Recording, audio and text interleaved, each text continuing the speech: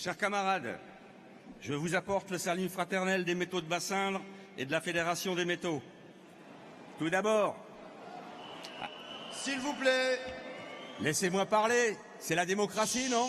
Écoutez ce que j'ai à dire, s'il vous plaît, c'est du respect. Tout d'abord, je voudrais remercier l'ensemble des camarades du Nord qui nous accueillent et qui sont mobilisés pour que nous soyons reçus dans les meilleures conditions possibles. Il faut un vrai travail. Et si on est là, c'est aussi grâce à eux. Merci.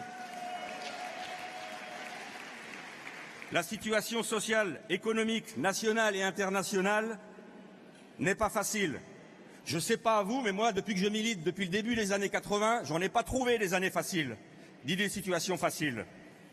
Je viens de la sidérurgie, des métaux de Bassindre. C'est un secteur, la sidérurgie, qui a déjà beaucoup souffert et qui souffre encore. Mais nous sommes toujours debout. Notamment pourquoi? C'est grâce à l'action des militants et des métallos et notre capacité à appliquer l'ADN, notre ADN, c'est-à-dire revendiquer, négocier, signer des accords et les faire respecter. Nous n'avons jamais cessé d'être dans la logique d'apporter des garanties aux salariés que nous représentons et que nous défendons. C'est ça notre première politique. Et pour réussir à appliquer notre ADN, il n'y a pas de secret. Notre volonté, notre pugnacité et surtout l'accroissement de nos adhérents nous a permis de peser sur les discussions, de nous faire entendre et d'obtenir des garanties ou des avancées, c'est encore mieux, pour les salariés et pour nos adhérents. Bien évidemment, pour réussir à syndicaliser, il faut commencer par aller sur le terrain, à la rencontre des salariés, pour d'abord les écouter, pour les aider et pour les convaincre, parce que si on ne les convainc pas, on ne fait rien. Je crois donc que l'essentiel, c'est de continuer notre développement syndical qui demeure notre priorité, sachant qu'il y a encore beaucoup de marge de manœuvre. Et c'est le gage de notre représentativité. À toute la famille FO. Et si d'une façon globale, l'ensemble de notre représentativité ne s'améliore pas dans certains secteurs, du public comme du privé, et ce dans l'ensemble des collèges, les ouvriers, les employés, les techniciens, les agents de maîtrise, les ingénieurs et les cadres, à terme, nous ne représenterons plus grand-chose, où on écoutera gentiment et on ne nous entendra pas.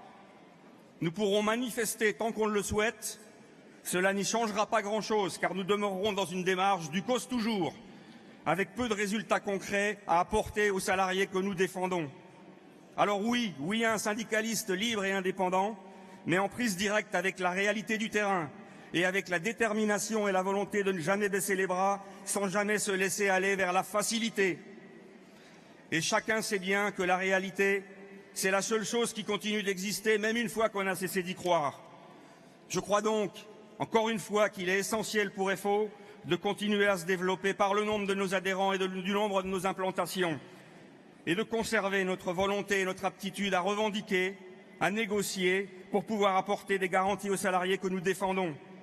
Et c'est la seule façon de rester en capacité de mobiliser quand il le faudra, et c'est fondamental si nous voulons que FO reste incontournable dans ce pays.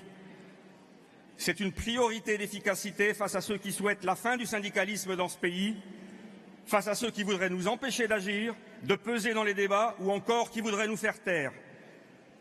C'était le message fort, il y en a d'autres, dans le cadre du Conseil national de l'industrie et des comités stratégiques de filière qui y sont rattachés.